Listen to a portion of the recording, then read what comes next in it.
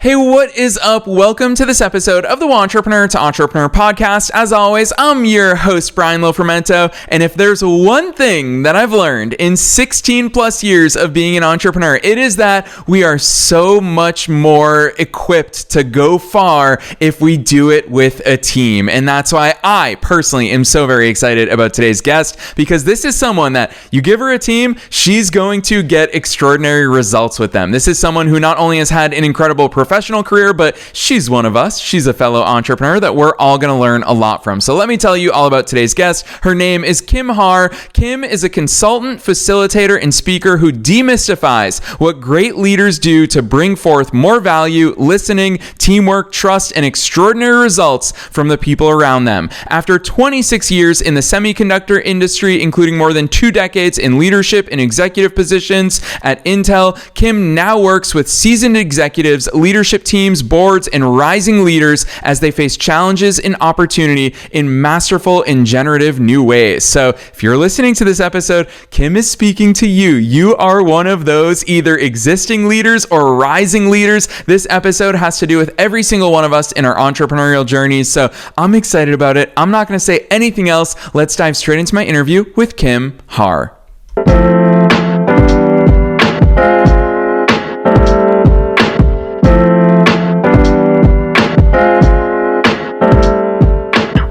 All right, Kim, I am so very excited that you're here with us today. First things first, welcome to the show. Thank you. I'm glad to be here. Heck yes, you've got a lot to live up to today. I'm going to toot your horn quite a bit in your ability to get results out of teams. But before we get there, take us beyond the bio. Who's Kim? How did you start doing all these cool things? Oh, wow. That's such a great question. First, I'll just say I'm the youngest. So I've been feisty kind of since I came out of the womb, I'll say. And then after that, I struggled with what to be in life, stumbled into engineering by learning about it at a frat party, to be honest with you, and have been practicing engineering since the 90s. And, you know, nerds, if you're a fellow nerd like me, nerds, we study inanimate objects and then we get in the workplace and it turns out we have to work with people. And I was very late to the work with people game and have been studying it and learning about it and realizing that it together with engineering is what makes technical leaders great. And so I did that for almost 30 years in tech. And now I started my own coaching and consulting company to kind of play on a bigger stage and impact more people. And I love it. Yeah, I love that overview, Kim. We are for sure going to talk about all those key things about the people component of it. But talk to us about that transition. I'm always so fascinated by people who had incredible careers like you did and then said, you know what? I want to start from zero. I'm going to start a business completely from scratch. What did that transition look like? Oh, it was very long. To be honest with you, I started dreaming of starting my own company probably 15 years ago. I really struggle when I work for people I don't respect. And I had some amazing managers and leaders and some not so great. And so I, as any good engineer does, I started a spreadsheet. I started interviewing entrepreneurs, interviewing coaches and consultants. I wrote a business plan. And then I just did some financial work. And it took probably 5 or 6 years to build up to the courage. And what ultimately led me to make the switch was stepping back and looking at my life. I wasn't healthy. I was working too many hours. I was surviving, but I wasn't thriving. So made a deal with my partner, give me 3 years. We have some business goals. If I don't hit them, I'll go back into the job market. But if I do, then the business was successful. So a little bit of planning and mentorship and thoughtfulness and a whole lot of dive in and let's see where it goes. Yeah, Kim, I'm going to pick on something right away that you just shared with us because it's obviously such a core part of your journey, which is you've had bosses you enjoyed working for and with, and you've had bosses that you haven't. What's the difference? Because obviously we're talking about leaders here today. So let's start getting into that. What is that difference between leaders that we all enjoy working with and those that don't get the best out of us? Oh, that's such a great question. In my opinion, it comes down to fundamentally, do they care? A leader who cares and realizes that they're leading from behind, or servant leadership, you may have heard it called, where they care about the team more than themselves is a leader that's going to get a lot out of the team. If the leader is in the position for themselves, for their title, for their growth, you just can't hide that. And that comes out, and the team is not nearly as effective. Yeah, for sure. Talk to us more about that, because I feel like it's something that we all face as entrepreneurs, is that when we start our businesses, we believe that we are the ones with the answers. And when clients ask us questions, we want to have the answers. And we view ourselves, or we tend to view ourselves as those answer machines, as opposed to the enablers. And that's something that I think comes with maturity, regardless of age. I think it comes with just experience. And so I'd love to hear your perspectives on that style of leadership, because it really, to me, it sounds more like uplifting others. Who cares about ourselves, because a rising tide lifts all boats, and we're inevitably going to go with it. Right. I love what you're saying there, because we get rewarded for knowing the answers, right? You start your career, particularly if you start in corporate America or wherever, you know answers, you get rewarded, you get promoted, you get all of those things. And at some point you look around, and either your role is so big or your organization is so big, it's impossible to know all the answers. And that humility, when you make that switch, and that humility becomes, I need to surround myself with great people, and shift from knowing the answer to asking great questions. So if you look at really effective and amazing leaders, they shift to asking great questions as opposed to spouting answers. Yeah, Kim, I want to talk about the role, because I think that's such an important thing that you've already called out, because I think about what leaders did before they were leading, and whether we're talking about a 9-to-5 job or us as business owners. Like when I started my business, guess what? I was doing everything. And Kim, you can relate to this. As entrepreneurs, that's what we had to do when we first started our businesses. But when you grow and when you start to scale, you then get to hire. And now all of a sudden, instead of doing all the things, we're managing the people that we have hired to do those things. So obviously our role changes. It's funny because we clearly were good at doing those things, and that's what got us to grow. But now all of a sudden we're no longer doing those things. How's that role change? What the heck are we supposed to do with ourselves once we achieve that leadership position? Oh, another great question. I think that one is paying attention to your surroundings and really paying attention to the environment. One thing I remember when I first launched my business, I was horrified and mortified at being a beginner. It had been years since I'd been a beginner. And I didn't know how to run a CRM. I didn't know how to post on social media. Like every day I was doing that solo entrepreneur thing, I was humbled with something I didn't know. And then to your point, as your business grows and scales and you start hiring, I think it shifts. The analogy I like to use is the universe shifts. And the leader goes from being the center of the universe to being more of orbiting their team. And so their job is to uplift, support, remove roadblocks for the team, but the team is the center of the universe, no longer is the leader. And so you're out paving the way, removing roadblocks, maybe getting capital, maybe building, maybe you're doing business development, while your team is delivering all of the core things that you're asking them to do.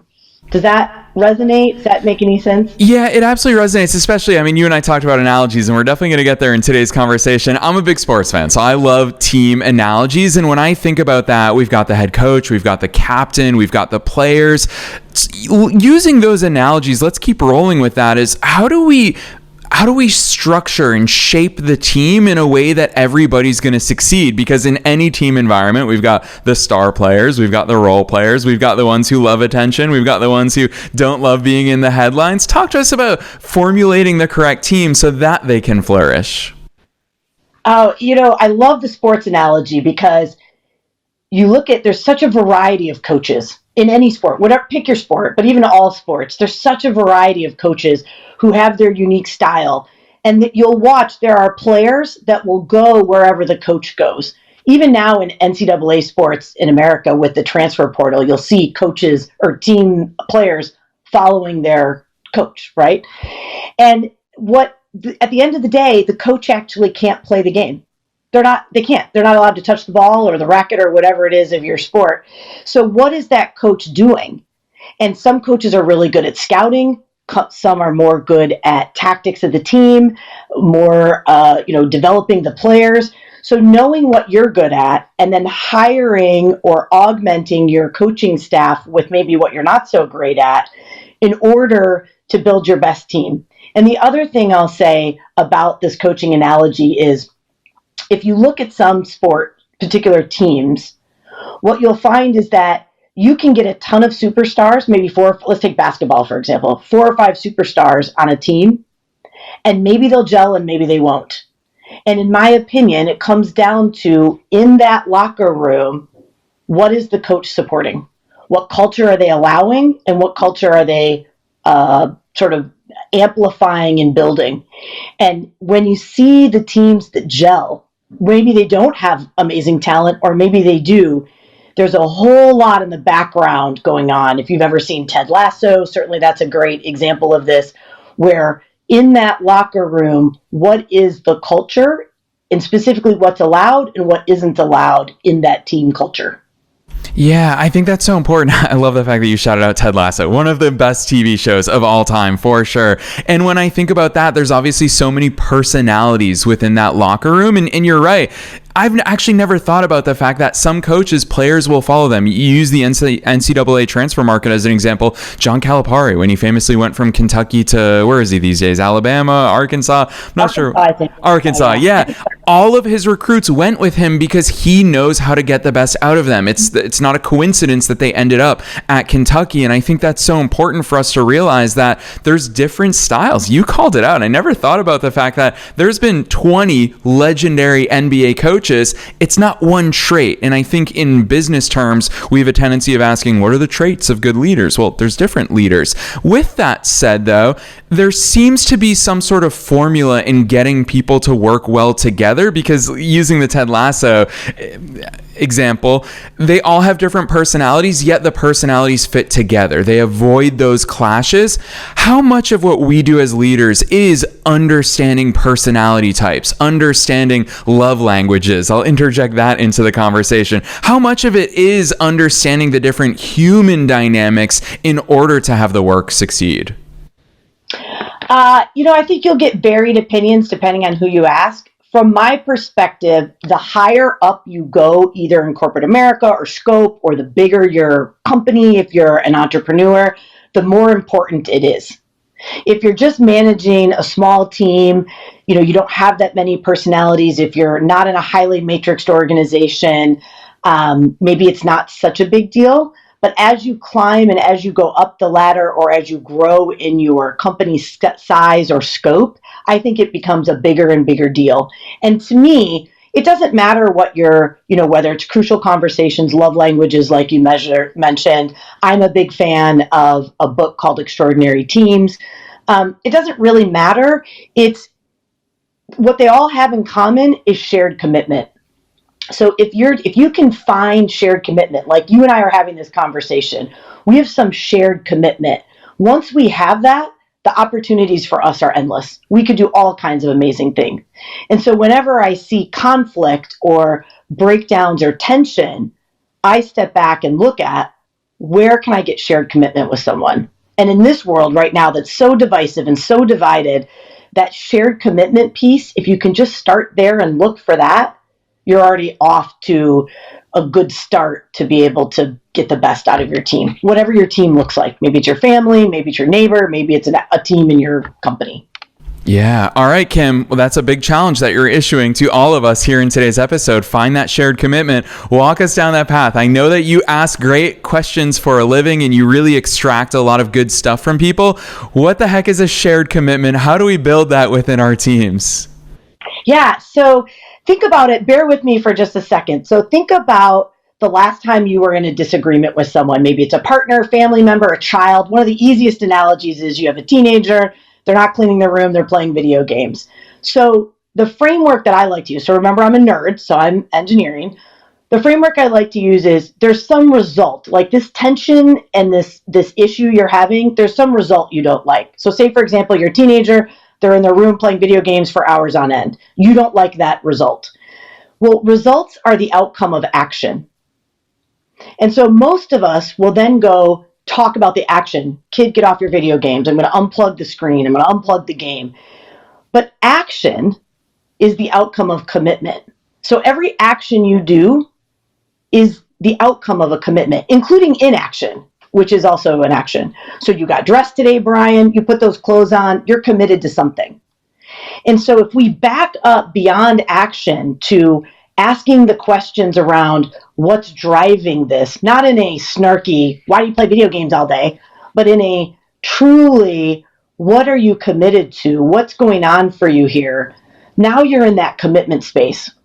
And so by conversing, you can actually get to shared commitment. You might have to dig a while, you might have to peel the onion, but you can get to shared commitment. And in the workplace, whether you're, assuming you're an entrepreneur with a few employees, or you're working with your clients, or you're in a big company, whenever you have conflict on teams, there's systemic conflict all the time. Maybe somebody's motivated by cost and someone else is motivated by quality. So you got to find that shared commitment. And usually it's, we want the company to do well. But you got to peel the onion further from that of like, what is it that you really want? And a good leader will sit there and ask those questions to find that shared commitment and then build up from there.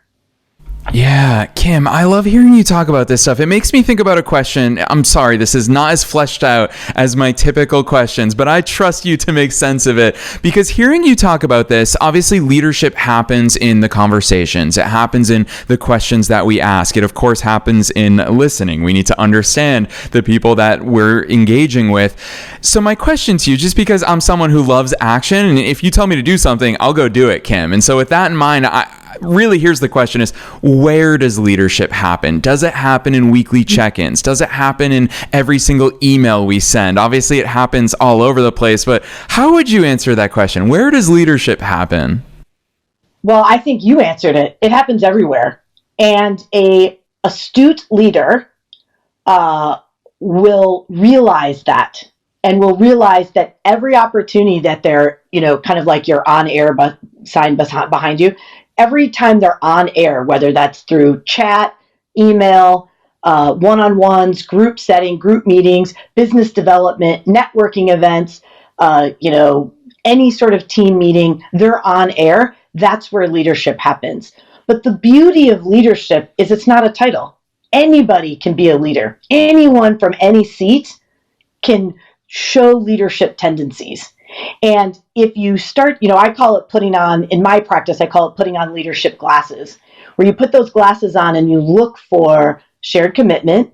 You look for what are the missing conversations that aren't happening that need to be. And you start asking those questions. Is this the problem we should be solving? Or one of my favorite questions is, what problem are we trying to solve? And people will look at you like, of course we know what problem we're trying to solve. And then they'll argue about what problem we're trying to solve. So clearly we didn't know. So I love the question you're asking, Brian, because I would love to see, particularly for rising folks, or even solo entrepreneurs or new entrepreneurs, anybody can be a leader from anywhere at any time. Yeah, I love that. I really, it strikes me as a podcaster, obviously, that on-air sign, that's what puts me in the mood. In the morning on recording days, when I flip that sign on, it's a reminder for me of that's the mode that I'm in, and I need to give my best self in every single conversation. However, Kim, I will say the downside of the on-air sign is it also is a reminder that I'm being recorded today. Every single thing that I say is happening behind a microphone is going to go out to listeners in over 150 countries. Everyone's going to hear us right now, which of course reminds us about the fact that we're fallible. And I think that when it comes to leadership, we forget about that fallibility, and we forget about how we manage that within ourselves. And we want to put this picture perfect self on for other people around us. Talk to us about the fallible leader. Oh, I love this. Three things come to mind, so I'm going to hopefully remember all three. The first one is humility. At the core of us, we all know that we make mistakes. As a leader or as a person, standing up and apologizing. The number of times, like my last role in corporate America, I managed a R&D or research and development manufacturing facility during the pandemic. It was insane. And sleepless nights, crazy meetings, it was insane. And then I would have to come back and say, I apologize. I was really snarky in that email. I apologize. I didn't get back to you. I apologize. Like I'm doing the best I can. There's no handbook on managing a manufacturing facility in a pandemic, turns out. So I think humility is one where people will give you grace if you apologize. When you dig in and deny, that's when your credibility and your authenticity goes out the window. So just one, being humble and admitting, hey, I didn't show up my best. Two, I have found, and I coach my clients, when you are in a leadership position, and I think all entrepreneurs fall into this, you have to take care of yourself. There's a book I think it's called The Corporate Athlete. There's like consulting companies that will sell you all sorts of things, but recognizing that the food that you eat, the liquids that you drink, the sleep that you get, mindfulness, exercise, all of that plays into how you're going to show up. So for example, for this call today, Brian, I really looked at my diet to go very brain food heavy so that I show up at my best here for our conversation today. Any public speaking event, I'll do the same thing. Starting the morning with water, lots of water, maybe 24 or 32 ounces of water. I've implemented a mindfulness routine where I meditate every day. So really realizing that Bob Dunham, who is a leadership guru, said leadership is a performing art. And when he said that to me back in like 2015, 2016 was the first time I heard him say that, I thought, oh my gosh, what do artists do? What do musicians do? What do athletes do? And that's what we have to do as leaders, maybe not as overtly, but realizing it all comes together. And the third thing, which I totally forgot, I forgot the third thing. So whatever. Kim, I was going to say, it's always so difficult. I do that on the air all the time too, where I'm just like, okay, there's three things that I want to bring up. The good stuff always rises to the top though. Yeah. With that in mind, I want to talk about communication because that's something that strikes me about you, even in the small details of you and I exchanging emails, even before you and I got together today. And then here on the air, the analogies that you weave in. I know that's such a core part of your zone of genius and the way that you interact with others. I really appreciate that because what I feel about analogies is that it gives me a different lens through which I can make sure we're both kind of seeing that the way that it equates in those. Talk to me about analogies because I have found in my life, I talk to people for a living. Some people are amazing at analogies, Kim, and finding them and knowing how to use them. And some people don't have that because they haven't practiced just yet. Talk to us about the importance of analogies. Yeah, I didn't even realize this was like a superpower or a thing till my employees started pointing it out to me.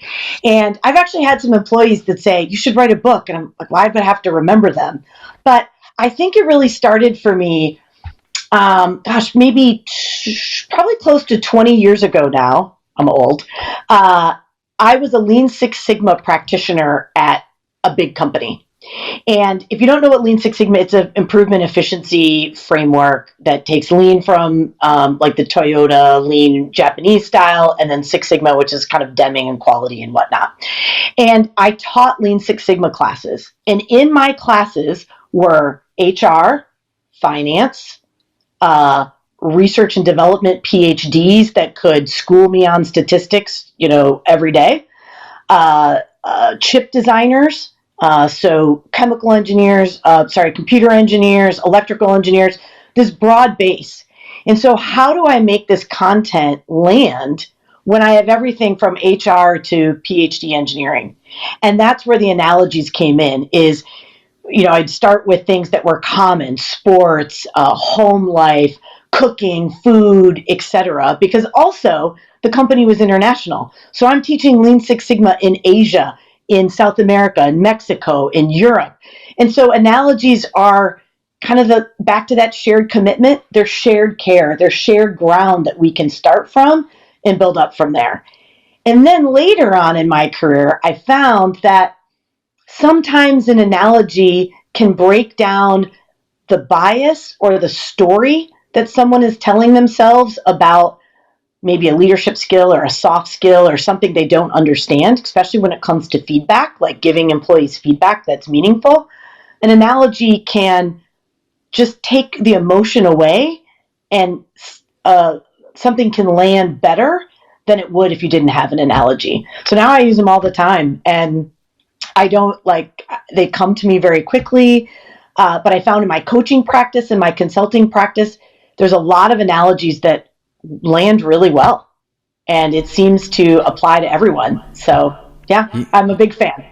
Yeah, I love that, Kim. I'll say as a podcaster, I see content everywhere. I see podcast topics everywhere. And it's, of course, because you and I have chosen those lenses through which we see the world. We find those opportunities. Why? Because we're looking for them. So I love hearing your perspective on that. I want to ask you about burnout, because everything that I've looked at with regards to your work and your business, it's very clear to me that you love extraordinary results and you help others get extraordinary results, and you are driven by extraordinary results yourself. Now, having been an entrepreneur for 16 years, I know how much work goes into getting extraordinary results. And I know that sometimes that work can rear its ugly head in the form of burnout. Talk to us about avoiding burnout, both for ourselves. You're also a fellow entrepreneur, but especially in our leadership roles. How do we make sure that those people around us don't go down that path of burnout? If I may, I'm going to tell a very brief story. So I worked at Intel for 26 years, and I left because for many reasons, but one of the main reasons that I left was I felt like my marriage was threatened. And what I mean by that is the work, the expectations, the story I told myself was that the company was requiring more from me than I could give, and I didn't like how I was showing up for my family. And so I left, and I went to another company, also in the tech industry, much smaller though. And yes, I did that right before the pandemic, and then I worked as an executive in the pandemic. But Brian, within 6 months at that second company, I had replicated the same, I'll say, leaky priorities, the same environment that was causing the burnout from my first company. And that's really when I said, okay, I think it's corporate America's the problem. And so I'm going to start working on my business plan and become an entrepreneur. And Brian, within 6 months of starting my own company, I had replicated the same behaviors. The common denominator was me. I can blame the company, I can blame whatever I want, but at the end of the day, I look at those 5 or 6 years and the common denominator is me. And so to get back to your question about burnout is, I personally think the most important thing is to take responsibility. And really, that looks different for different people, but realize we are active participants in burnout. Now, there are some extraordinary circumstances, that notwithstanding, every client I've worked with so far has had an active participation in their burnout. When they come to me like, Kim, I need a career change, I need help, I need coaching, I need whatever, they're actively participating in their own burnout. And so one, we have to recognize that what role do we play? How are we enabling it? Oftentimes it's lack of ability to say no. Maybe we don't have clear priorities. Again, stories we're telling ourselves about what we have to do to get ahead or get whatever. Entrepreneurs, I see it a lot. I'm in a couple entrepreneur masterminds where, and I fall victim to this as well, I have to email my clients right now or they'll think I'm not paying attention or I'm not there. And so breaking down, and this is where coaching can really help, like an executive coach can really help, break down those stories and those paradigms and say, is that really working for you? What's the evidence that that's actually true? And B, is it serving you? And just actively monitoring your environment for where is burnout creeping in? What are the habits that you want? What is the lifestyle that you want? I don't work on Wednesdays, and it's ski season right now, so I'm skiing most Wednesdays. Then I'll be cycling, hiking, etc. And so I've built habits in to stem the burnout. But man, I pay attention to it. It's such a great question, such a great topic.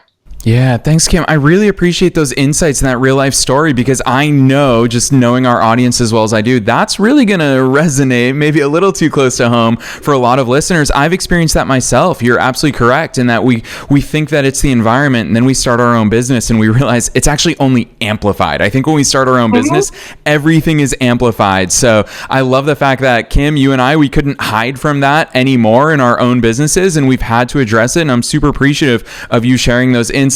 I'm very excited to ask you this final question. I promise you time would fly by before we even hit record today. I don't know how it's gone as fast as it has, but I love squeezing this in because I always remind listeners, you're one of us. You are a fellow entrepreneur. You're not just a subject matter expert when it comes to leadership. So with your entrepreneurial hat on, what's your one best piece of advice? Knowing that we're being listened to by both entrepreneurs and entrepreneurs at all different stages of their own business growth journeys, what's that one thing that you want to leave them with today?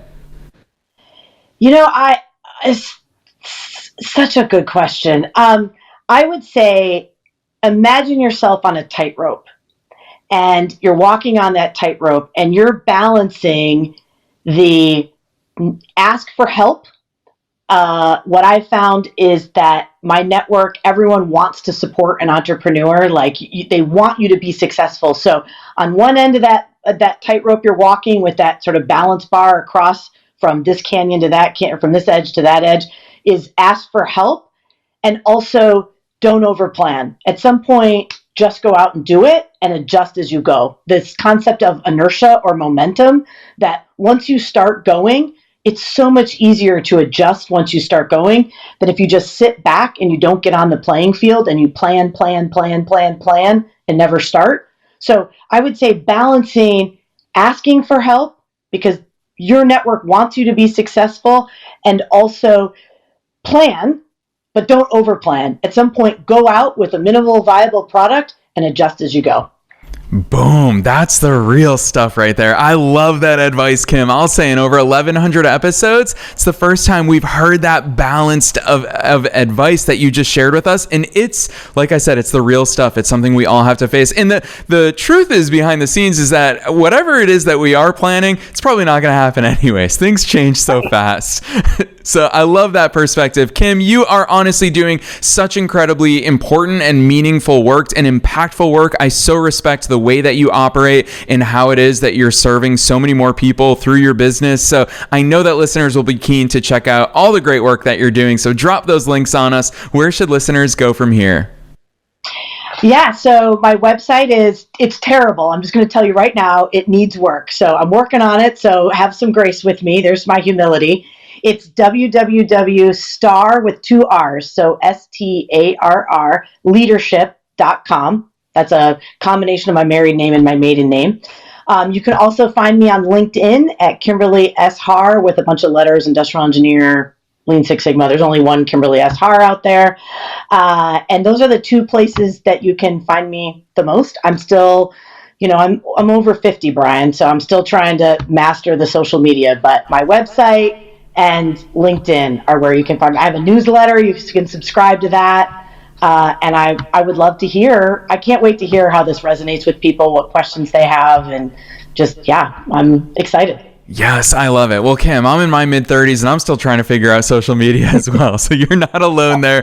Listeners, you already know the drill. We're making it as easy as possible for you to find all of Kim's links down below in the show notes, no matter where it is that you're tuning into today's episode. Her business website is starleadership.com. Star has 2 R's, starleadership.com. You can click right on through from the show notes. We're also linking to Kim's personal LinkedIn. So if you want to reach out to her, continue the conversation, have her advice and perspective on your business and the way that you are operating, this is a huge leg up that you can get in your growth journey. So listeners, check out those show notes. And Kim, on behalf of myself and all the listeners worldwide, thanks so much for coming on the show today.